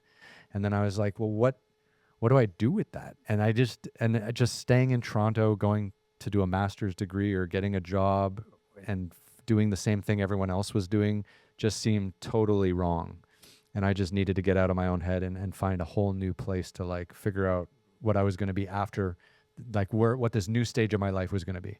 And I'm so glad I did it, because if I would have waited till 25, I did it at 22. If I would have waited to 25 or 30, my life would have been much more complicated and much more difficult. Maybe I would have bought a house. Maybe I would have found a lady, tried to get married or have kids or something. Like everything would have just been different. But I took the moment of pure freedom and just did something with it. That was spectacular. It's a spectacular story. I think my parents thought I'd probably be home in like 6 months, but I lasted 18 years. My father, my father's a wonderful man. If there's one thing I'm a little critical of him, is that he could not deal with the fact that the dumb show business career turned out so well. Yeah. Well, I mean, how much slack did he give you when you went to Hollywood to be an actor? Oh, he just, they loved my wife. They loved my wife. So, they gave you a pass. They like, her name's Kat. Cat'll straighten them out. They like that kind of stuff. But no, that was, he never really, I remember a friend of mine telling me that I talked to your dad and this party we had at our house, and he said, I talked to your dad. I said, you must be so proud of him. And he went, eh. So he was around for your successes. Yeah. Yeah. So pretty much. Yeah, my mother passed in 2001 when Xena was just finishing. Mm-hmm. So my dad was around, though, for the rundown, and he'd passed in 2004. Okay. But, I had great parents. That's not everybody can say that. It's nice they got to see you do what you love, though, and what you're good at, and what Yeah. what the market respected you for, and Yeah. and Bought a nice ranch and all stuff. 2 ranches. I had one in Arizona and one there. So, yeah, it's it was No, I don't. I'm one that the concept of amor fati. no, I don't know this. That's love fate. Mhm. Love what happens to you. If you can love what happens to you, then life is good. And it's a Stoic idea. And of course, if you're in a concentration camp or in prison or being tortured regularly, so it's a little hard to do that. But I think my life has worked out in a way that I can. Yeah, sure. Of course, I had regrets and things that wish gone different. Certainly, what happened to our children was catastrophic. But I can say that I do not want to. The idea, Nietzsche had the idea of when you die, if you can say, let's do it again, In the same way. Yeah, in the same way. And I would say I would be okay with it because I've had a nice, full life. Back to my wife, that's one of the reasons I feel that way, Having a good partner. What if you do start it and then you find out she's not available? She's on another set. Yeah, she's on. We have a great stand-in for you, though. Not quite the same, but a little, but she'll probably be okay. Yeah. They look the same in the right light. Yeah. Oh, no, that's wild. So it's amazing that you kind of missed writing enough to get back into the novel. And I mean, what was it like going back out into this world? Like, did you find a literary agent? Did you get a publisher, or did you just self-publish? Yeah, like self-published. Yeah. Self-published. My agent was still very much a good friend of mine, and he's retired too. And the idea of looking for an agent, after having a career and doing and like starting looking for an agent, I just couldn't stand the idea. So, and I didn't know about self-publishing, and then as I was doing this, I started learning, and like, holy cow, there's this whole world now. This isn't anymore this odd thing. A lot of people do it, and some people have success at it. So I went that way. That's amazing. And what's the response been like? Very good. Yeah. Very good. Lots of good reviews. Publishers Weekly, Kirkus, and selling some books. So That's amazing. yeah. It's just wonderful that you still have stories that you want to tell, that you're so passionate about, that you will spend whatever, however many years it takes to turn out, a perfect piece of work. Right. I dealt with, for the first time in my life, I guess, writing and completing something without a deadline. Because nobody cared. Nobody knew I was doing it. And no oversight. No oversight, yeah. But the deadline pressure is actually a writer's friend. It makes them sit down there and do it, because every writer, I hear about these writers who are so disciplined, and they could be lying, but I mean, I'm not. I'll write, like working on the novel, I'll check into a motel and write 40 pages. But then, I'm thinking, wow, I'm kicking ass. And then 3 weeks later, I haven't written anything. Yeah. It comes in waves, right? Yeah. But you read, like, I get up, I've seen writers say in interviews, like, I get up and I work for 2 hours from 7 to 9, and then I take a break, and wow, I'm so impressed. But they could be lying. I think so. I think that might be, because my creative process, because my TV shows are pretty unscripted, my creative process is in the producing. Like, so we kind of like plan out the beats before we go, and then lots of stuff happens that we don't plan, and that's just in the moment. That's all fun. But I love planning out the beats before we go. So like, you go to India for 2 months, right, to film every day for 60 days. What's it going to be like? Okay, this day is just a pure riding day, but anything can happen. Then the next day we visit a temple, the next day we visit a monastery, and we plan out all these things. And that's the creative energy that I love. But you don't feel that every day. Like some days you just sit down and it just doesn't happen. That is absolutely true. Yeah. That's why deadlines, you don't have a luxury. Mm-hmm. Deadlines, you want the paycheck?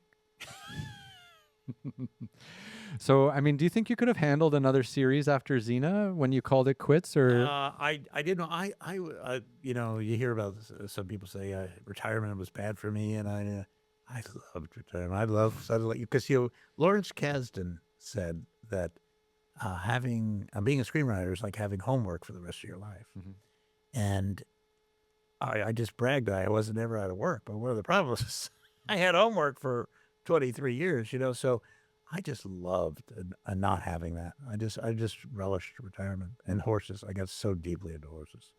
There are probably entire years that went by where I was a horseman and didn't even think of myself as a rider. That's amazing. Yeah, it is. It's that reinventing yourself is a nice philosophical change, and it was actually the illness of the children that sort of snapped me into a different frame of mind, a more reflective, more interior, and that's when I think the writing thing started getting going again.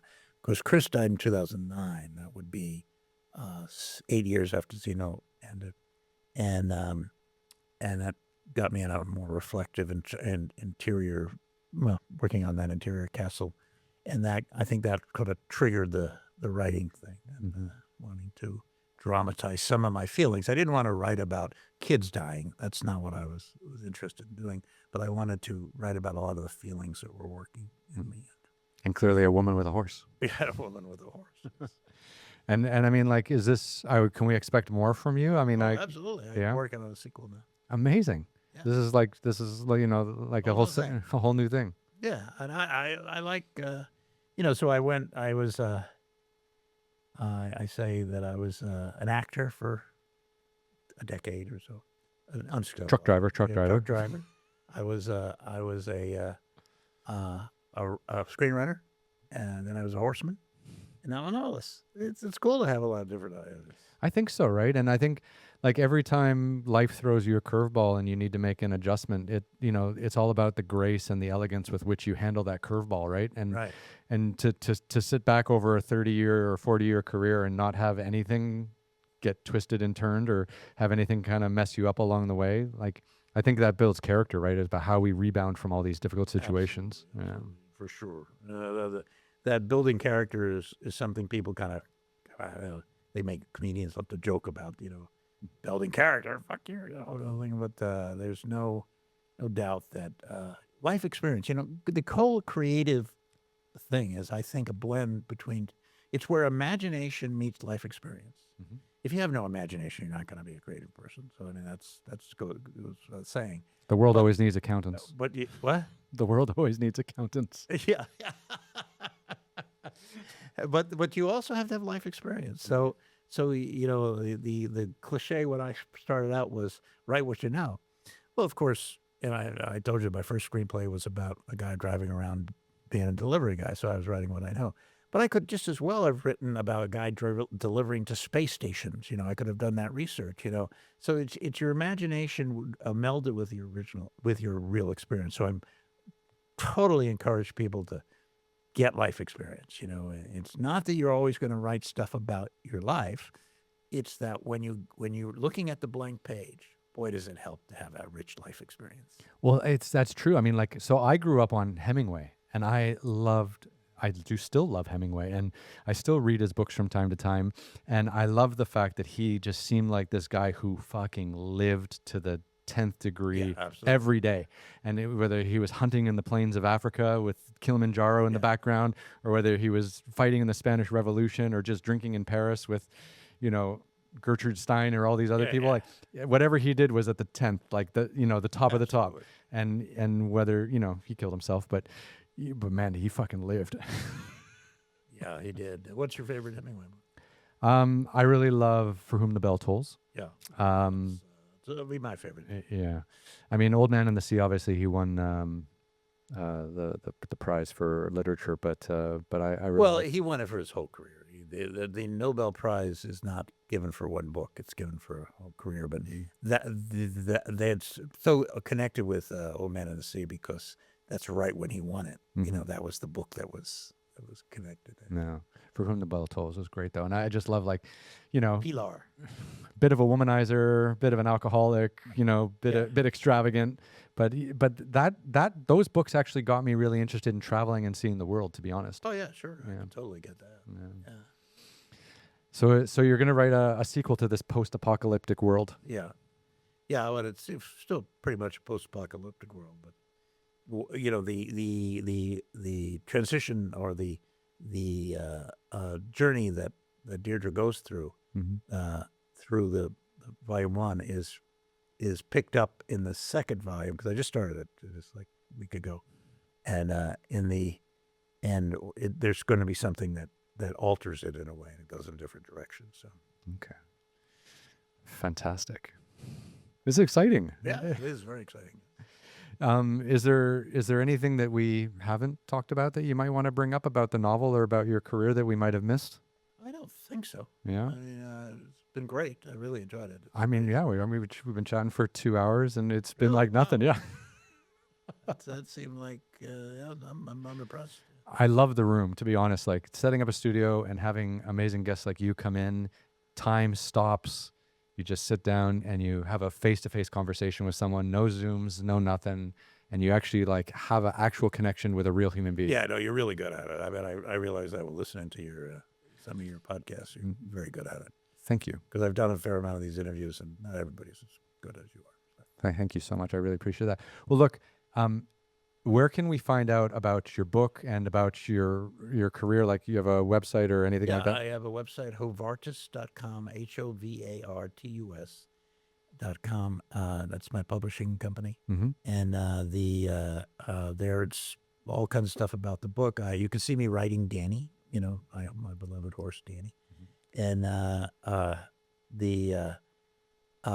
book is available on Amazon and the paperback, the audible Audiobook? book is coming out in March, and I just made it available on Kindle Unlimited. I don't know if you know what Kindle Unlimited is. Yep, for the Kindle ebook. Yeah, well, it's been on the ebook for a while, but Unlimited is an exclusive thing with Kindle, and then they promote it a certain way. So I had it like Barnes and Noble in different places, but now I went exclusive with Amazon. So, so the heavy readers will know what Kindle Unlimited is right away. So. I'm sorry, I'm not there. I spent too much time talking and not enough time reading. You're a doer. I'm a doer, not a reader. Well, no, that's great. And look, please, you know, when volume 2 comes out, or if you're ever back in LA and you just want to chat and hang out, like come back and we'll just hang. Like I love meeting people like yourself because you're like an onion, right? Like the first podcast conversation, we get the first layer done, where you're from. Yeah. But then the next podcast is just all about whatever you want to talk about and wherever we want to go from there. And I love having friends who are constantly still working and putting stuff out because we can just catch up anytime. Yeah, that's great. Yeah. I appreciate it. Yeah. I'm very happy this worked out this way. Absolutely. So look, we can go up here and come in a little bit and people can see that we're in the same room. Oh, yeah, absolutely. And we can shake hands. Hey. Hey, no Zooms in this world. Why? We're all about. That was a wax hand. It was a fake hand. It's great to see you, RJ. And please do come back anytime. I really appreciate it. Thank you so much. And this is our only production quality in the whole show. Are you ready? Fade to black. And we're done.